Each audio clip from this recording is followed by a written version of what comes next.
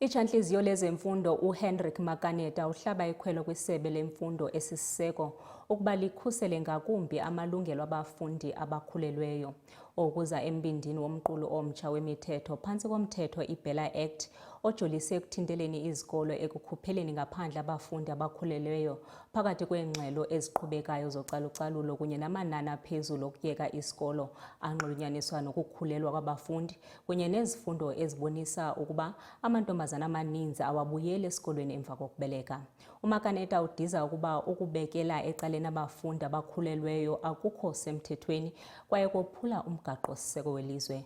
Ubongoza urhulumente ukuba aqinisekise izikhokelo ezicacileyo kwaye abonelele ngeenkqubo ezifanelekileyo zenkxaso kubafundi nakubafundisi-ntsapho. We want to call on government, in particular the DBE, to see to it that it protects pregnant learners and grants them access to education, as doing so is necessary to preserve their dignity. We also recognize the legitimate concerns which are raised by some of the educators. It is true that teachers are not healthcare professionals and therefore not adequately trained to manage the complexities that may arise during the course of a learner's pregnancy. And of course, expecting an educator to carry this burden alone without any proper support is unfair and unsustainable. However, this cannot be used as a reason to exclude pregnant learners from school. Exclusion is unlawful and it violates both policy and the Constitution.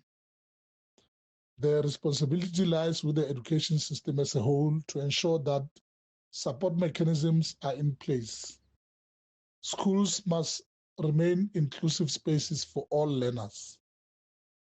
We want to call on the Department of Basic Education to strengthen support systems for schools by providing the necessary training and resources for educators to ensure that no learner is denied access to education due to pregnancy.